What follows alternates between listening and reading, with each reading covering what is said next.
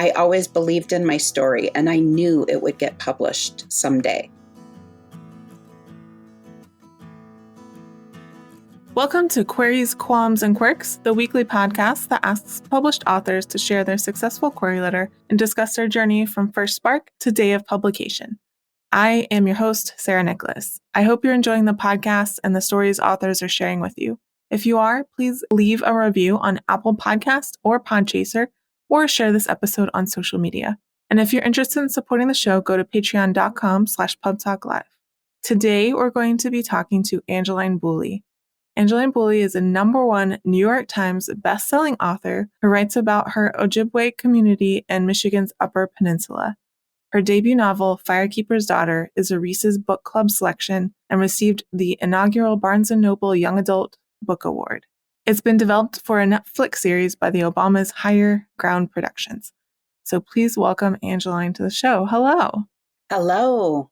Hi. So we're going to kind of start by going back to the beginning. When did you first start getting interested in writing? And then how long did it take from there before you became serious about pursuing publication? I always loved writing. I loved reading and writing, but I think I got the message early on that pursuing a career as a writer wasn't something that was solid or dependable. And so I internalized that. So I never had the goal of being an author. It just seemed too far out of reach.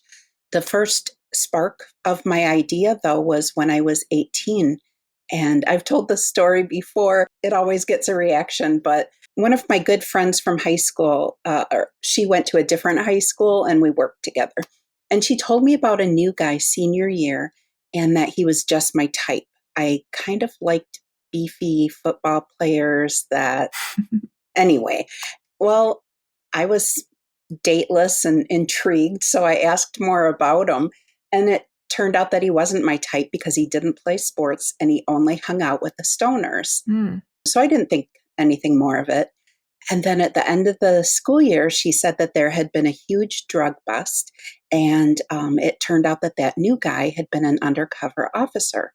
Well, my immediate thought was, what if we had met? And what if we had liked each other? And then this question really kind of has stayed in my mind ever since. And it was, wait, what if it wasn't that he liked me, but that he needed my help? And so I think that my story really started with that question of, why would an undercover investigation need the help of this ordinary 18-year-old Ojibway girl? Yeah, that's how it started. And then I just, lived my life, went to college, started working, got married, had kids. I always worked for Indian tribes.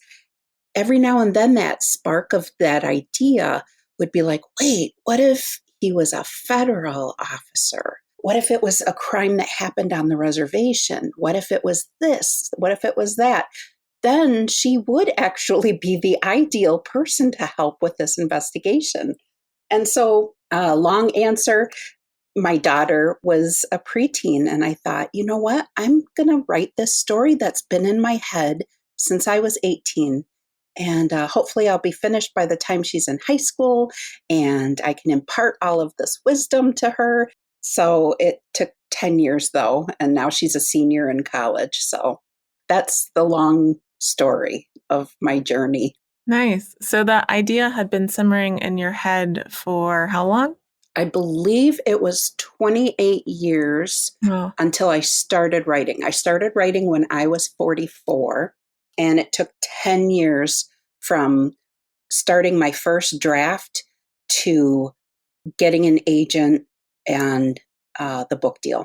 Can you talk to us a little bit more about the moment that you knew that you wanted to be a published author, that you wanted to see your book on shelves, that kind of thing? I would talk about the idea of the book, and my daughter was just so sweet. She was like, this sounds really good, Mom, like even better than Twilight. Like for her, that was the high bar was, wow, this story's like even more intriguing than that. I think some story parts fell into place, and it was like, wait, I have something here. This story is, the pieces are coming together. And then there would be times when I would be writing and an idea would come while I was writing that I hadn't ever thought of before. And it would just feel so right. And so there were times where it did feel like the story was really coming through me and not, from me. And I just respected that, I'm a grant writer by training. And so when you have that burst of energy or that creative idea, you ride that wave for as long as it lasts because you never know when it's going to come again. Mm. So once you decided that you wanted to be a published author, how did you go about learning about the book publishing industry, like how to query, everything like that, how to go about it? Podcasts were really my main Yay! source of knowledge. I was on social media, I was on Twitter, and that's mostly where I got a lot of the tips. I started following certain agents, I started following authors. I found out about a really great writers conference for Native writers. And that was where I made a lot of connections and met some editors for the first time in person, Arthur Levine, no less. And so it was towards maybe I think my drafts, I wrote so many drafts of my story. And one of my friends calls it like a choose your own adventure. If you want the story where Adonis is perfect and makes all the right decisions and is frankly very boring, then you want this version, this draft. And if you want the more steamy version that only my sister has read, then you want this other draft. Listening to podcasts, going online, following bloggers, that was really the main place that I got my education, the publishing industry, because I don't have an MFA. My master's is in public administration, and my career has been, in Indian education at the tribal and federal levels. Yeah, I found some really great podcasts and learned about query letters, learned about different agents. Like if I was interested in an agent, I would type in their name and podcast and see what popped up. And that was really interesting because I would hear things and I would be like, oh, that would be a good connection. I'll have to make a note of that for when I write my query letter to them. I want to bring up that point that they brought up in that podcast.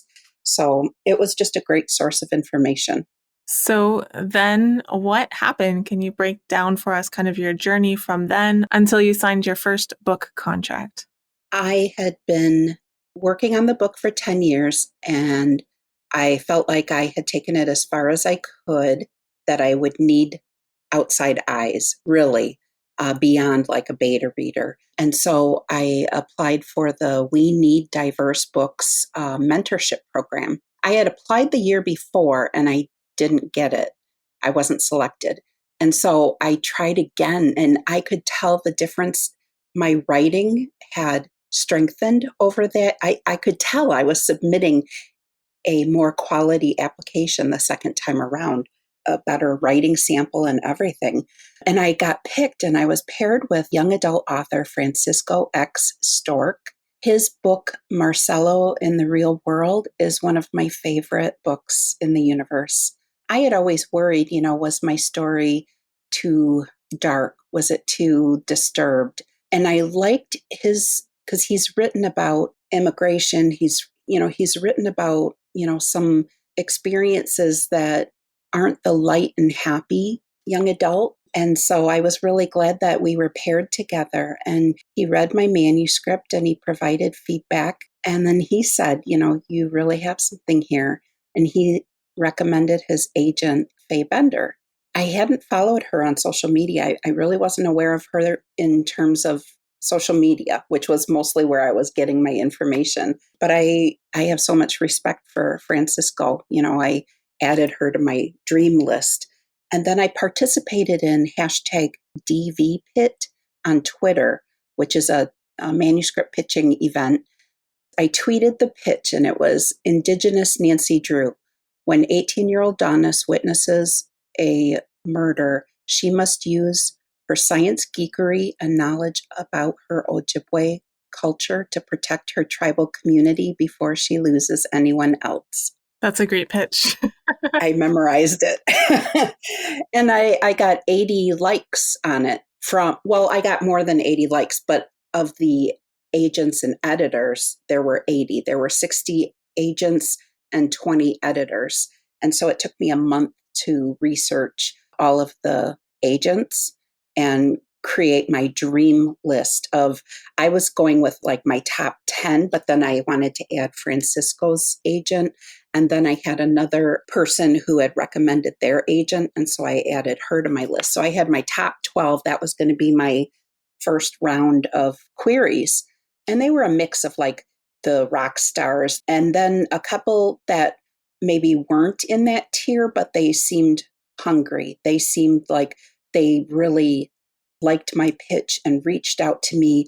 And there was an excitement and energy about them that I was like, okay, you know what? I'm going to add this person in, even though they don't have any six-figure deals. Cause I also used Publishers Marketplace and the database to search every agent to see not only how many deals they had in young adult, but how many six-figure deals did they have, and which is a feature about Publishers Marketplace that I like because I was optimistic. I'm like, this book is, I always believed in my book. So I wanted an agent that knew the ropes and this wasn't their first rodeo.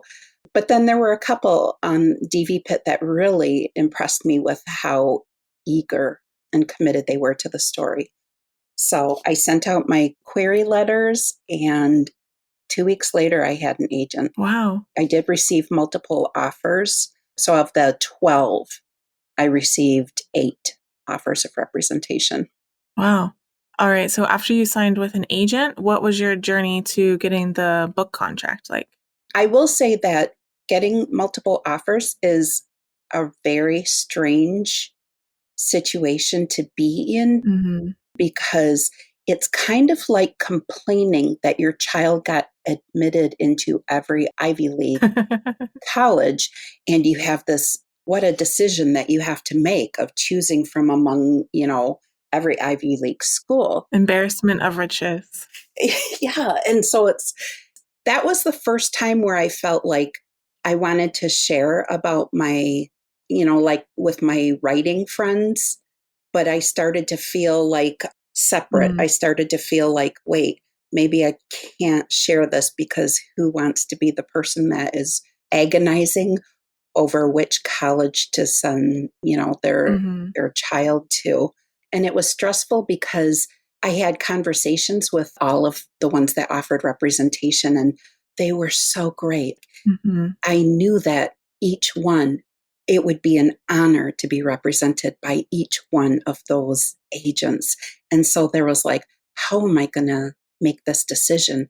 And there was something about Faye Bender, who is Francisco's agent. And there's something that is so approachable about her. And also that she's kind of this literary rock star in that she picks manuscripts and authors that, they might have literary appeal or commercial appeal, but there's something about kind of like her seal of approval that just elevates them.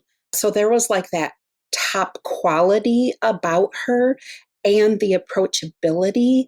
The key thing was that it was so easy to talk to her and we talked about things other than the book. And I am a person that has a hard time asking for help. And she was the agent that I felt like I could reach out to her and let her know when I'm getting in over my head.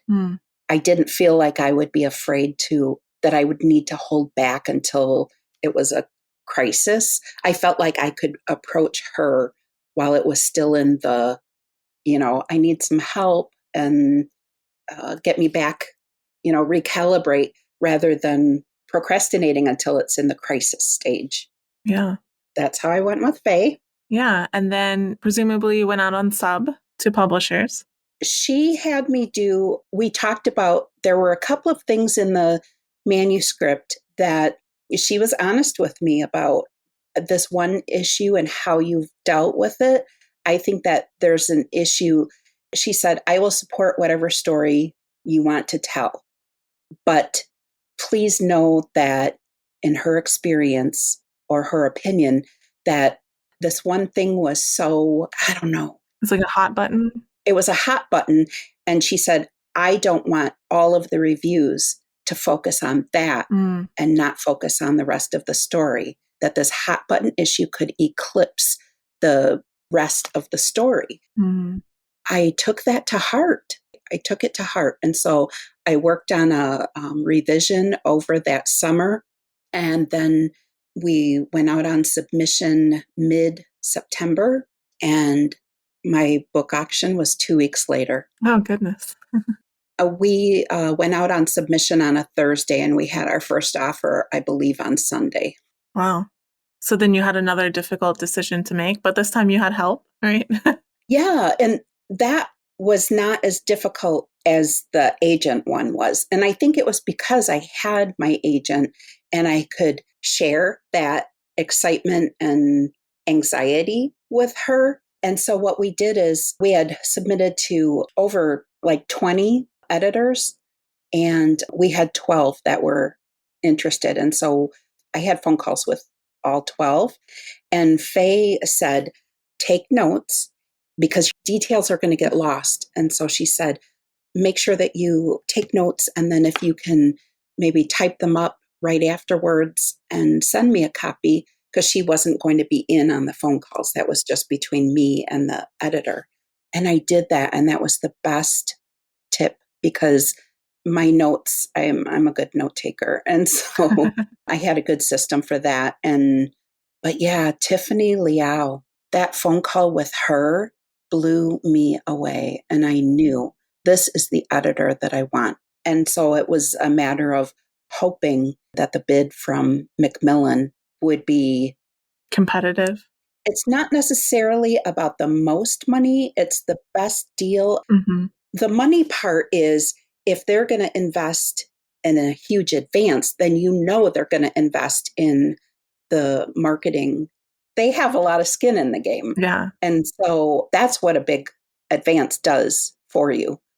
But it's also about the terms of how it's structured, and that editor, is that editor's style, the way that they work, the way that they communicate. Do you have the same shared vision? Those are the things that, maybe an offer wasn't the biggest, but that connection with the editor and the terms of the offer actually make it more enticing. And so every auction is different, but I just felt so incredibly fortunate that Macmillan from the get-go was extremely interested in acquiring the book, and being able to pick Tiff Liao as my editor was a dream come true. Nice. The note about taking notes would also be good for any querying writers who are facing multiple calls with literary agents. So I'm glad you mentioned that. Yes. And the agent, I believe it's Jim McCarthy, has this blog about questions to ask on the call with your prospective agent. And, there are some really good questions there. The question that I asked that seemed to generate the best conversation was, when you read my manuscript, what was your sit up and take notice moment when you knew that this story was something that you wanted?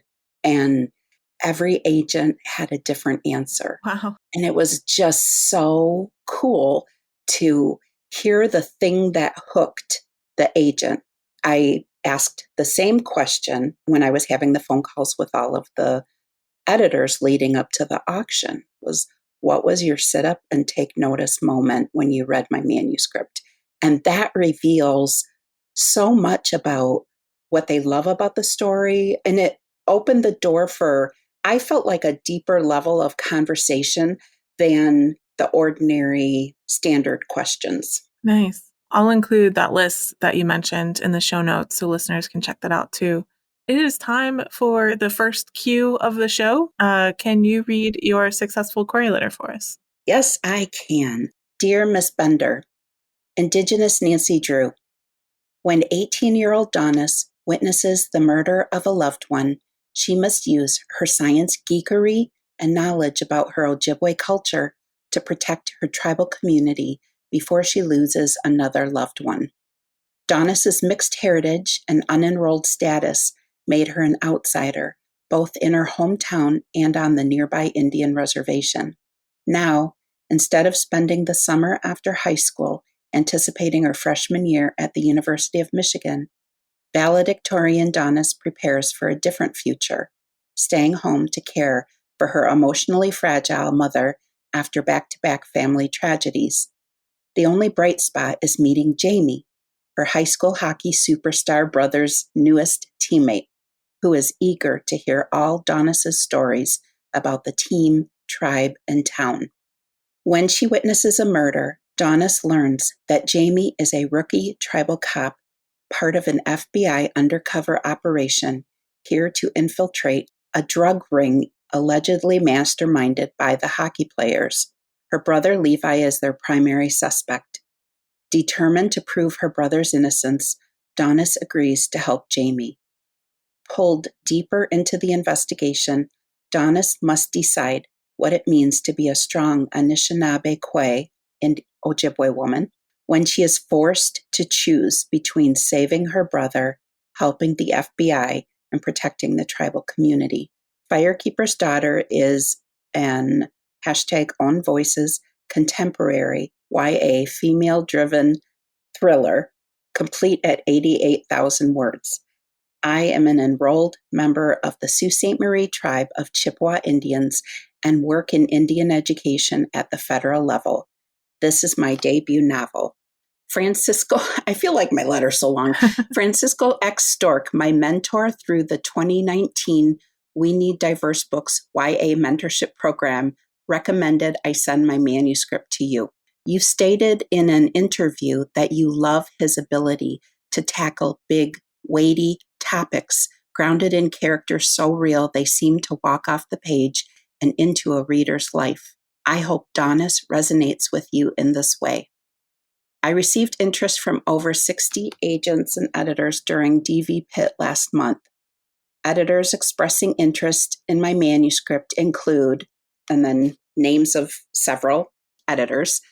In addition, specific editor requested my full after a manuscript critique at Quayle 2019, and specific agent requested it after Loonsong Turtle Island Native American Writers Retreat in 2018. I am querying a select group of agents and would be so honored if you were to consider offering representation. Sincerely, Angeline Boulley. Nice. Now that I read it, though, I realize that it's much lengthier than what anyone would recommend. So, But I think you hooked at the very beginning, so you are given a little more leeway in terms of length. So I think it works. So how has your experience been since signing your book contract? Have you had any surprises along the way? the big surprise was that 2 weeks after my book auction, the same process happened with the film rights. Oh, wow. And that was something that surprised the heck out of me. Well, and that was my agent, Faye, saying, we need to co-agent with someone. And she had the name of this phenomenal person in Hollywood. And so we did a co-agent situation. And so Brooke Ehrlich knows Hollywood. And so she was my film agent. And there was immediate interest in my manuscript for the film rights. And so I went through a similar process of talking with different production companies.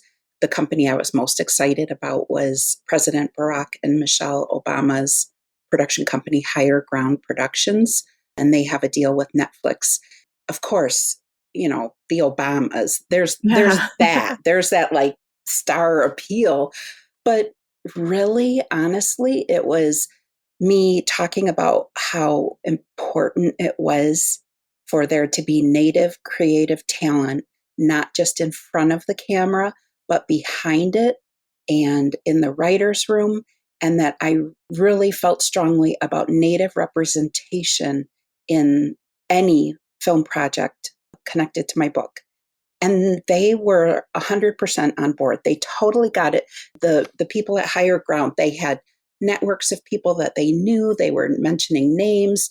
And that was music to my ears because on the flip side, there had been a production company. And when I had, said what my core value was about Native representation, the person was like, well, are there any Native screenwriters? No. And I just thought, one, how unprofessional to come to a pitch, like you want me. Yeah. So why haven't you done the bare minimum of homework? And then the other was, I was like, I cannot do Indians 101 with someone. Mm-hmm. Like if they're not going to put forth the barest level of effort and they want to acquire a Native centered script, I was like, nah, I just cannot spend my energy on that. Yeah. And so that was like a huge reason why the Obamas it was like, oh my God, this opportunity would be incredible. So since then, I did not immediately quit my job. My book deal was October of 2019, and I stayed at the U.S. Department of Education for a couple of months. I think I finally gave my notice in January of 2020, and I left. My last day was Valentine's Day 2020, which was a month before COVID changed life as we know it. And I am so glad that I left when I did, because I think if I had stayed on any longer, I would have felt guilty about wanting to leave and worried about my staff and wanting to stay on through the crisis. Mm-hmm. But I had an incredible book deal and I had deadlines and commitments with that. And I just didn't have enough energy to do both. And I'm really glad that I left my position when I did. So this is kind of the fun portion. I call it author DNA. It's a quick round. It's just kind of classifications that we sometimes use for writers. Are you a pantser or a plotter? I always know the beginning, midpoint, crisis, and the end, but everything else was pantsed. But for book 2, I am a plotter. Okay. Do you tend to be an overwriter or an underwriter? Overwriter, definitely. Do you tend to write better in the morning or at night? Morning, early morning, 5 a.m. When you're starting a new story, do you tend to come up with the character first or the plot first or concept or something else? The main character first and the plot. Do you prefer coffee or tea? Coffee. Team coffee. Yay. Team coffee. Whenever you're writing, do you prefer silence or some kind of sound? I listen to movie soundtracks because it's a constant thread of music. Mm-hmm. And my favorite is the Interstellar soundtrack. Nice. When it comes to the first draft, are you more of a get it down kind of person or a get it right kind of person? I'm more of a get it down person. What tools or software do you use to draft? I use Microsoft Word. Do you write in sequential order or do you hop around? Draft 1 is straight through, but draft 2 and revisions are completely hopping around. And last quick round question, are you an extrovert or an introvert? I am the world's most extroverted introvert. I can pour on the charm and be the bubbly light of the party, but when I go home, I can stay home for a week and not talk to anybody or stay in my pajamas the entire time. I have done this, and that is my comfort zone. The show is called Queries, Qualms, and Quirks. We already did your query. Now we're going to talk about that second Q. What were some of the worries that you had on your journey, and were they realized, or did you overcome them, or how did they shake out? I was worried about crossing the line wherever that line was in YA. And so I had to do a lot of research of recent books, because where that line was drawn 5 years ago, 4 years ago, 3 years ago is different from where it's drawn now. Mm-hmm. And so I had to read a lot of young adult. That was one of my qualms, was that there would be too much disturbed material for it to really be widely read. And your mentor was one of those people who pushed that line too. So that's perfect. Exactly. And he was phenomenal. He's such a generous, kind person. So now we're going to talk about the third Q. Do you have any writing quirks? Is there anything about your writing process that you think is kind of interesting or different or unique? odd because book one is so different than book two in terms of my process. Book one, I took 10 years and multiple drafts. And book two, I have basically 10 months to do this book rather than 10 years. And so everything just feels at warp speed.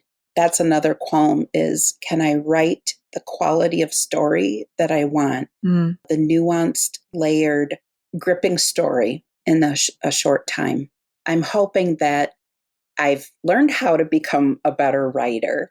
And so that, I feel like a lot of those 10 years was me learning how to tell a story and trying different techniques.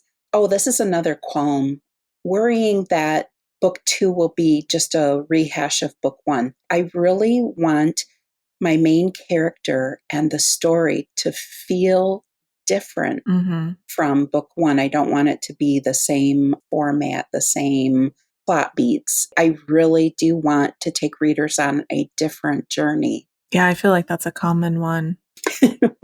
Did you have any kind of low points in your journey to publication where you weren't sure if you were going to continue with pursuing publication? No. Okay.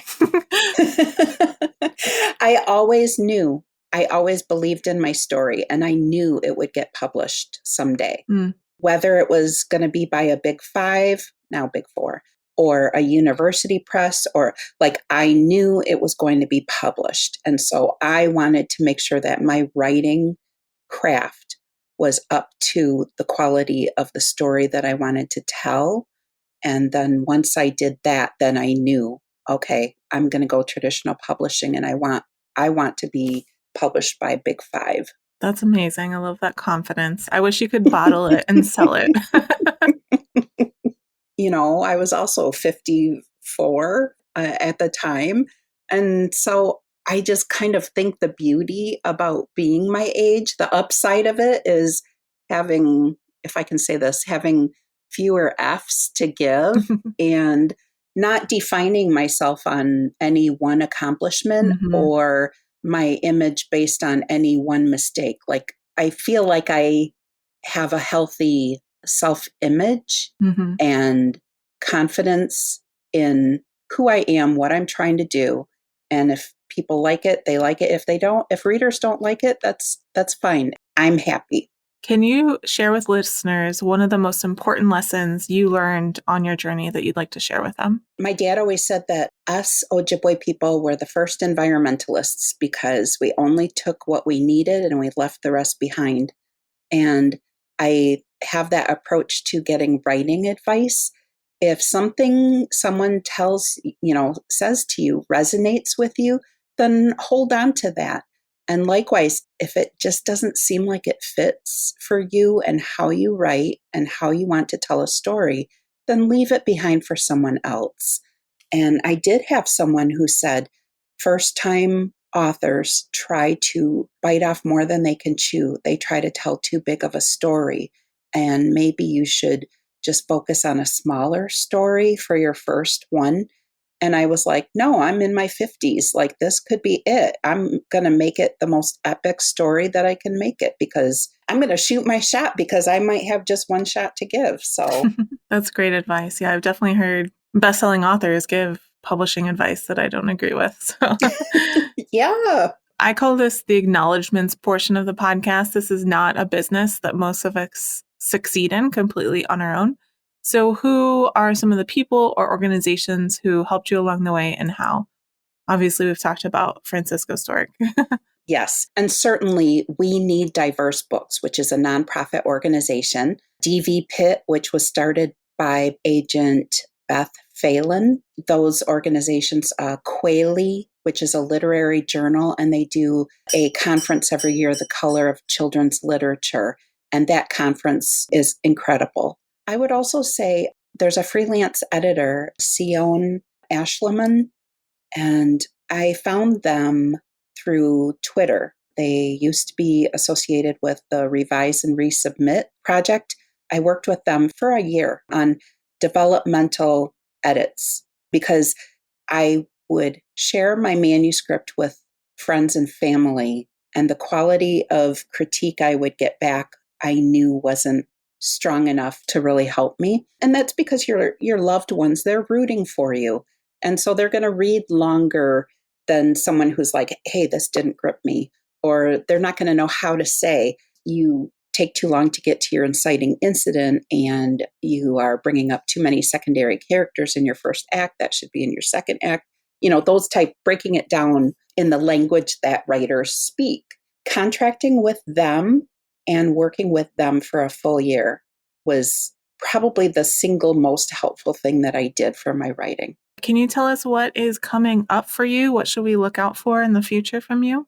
Well, there's book 2, so I'm on deadline for that. And I believe the expected publication date for that will be spring of 2023. Oh, okay. Which seems so far off unless you're the person that's got to write it and go through edits. Oh, can I say another qualm? Sure. I lost my editor. So people now know, it's been announced, Tiff Liao has left Holt Books for Young Readers, where she was a senior editor, for a new opportunity.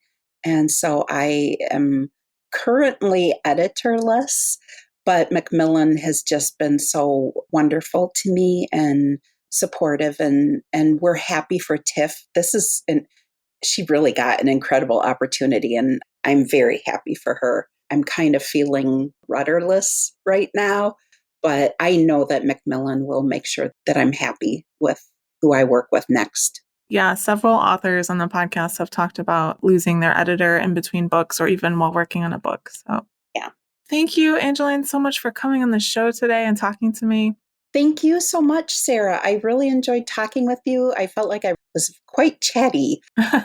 Thank you so much for listening to this episode of Queries, Qualms, and Quirks. You can find the text of Angeline's query in the show notes, along with links to find out more about her and her book. If you enjoyed the show, please leave a review on Apple Podcasts or Podchaser, tell your friends, or share this episode on social media. And if you're interested in supporting the show, go to patreon.com/pubtalklive. If you're a published author interested in being a guest on the show, please click on the home base link in the description or go to sarahnicolas.com and click on the podcast logo in the sidebar. That is Sarah with an H and Nicolas with no H. Thank you so much for listening, and we'll see you next time.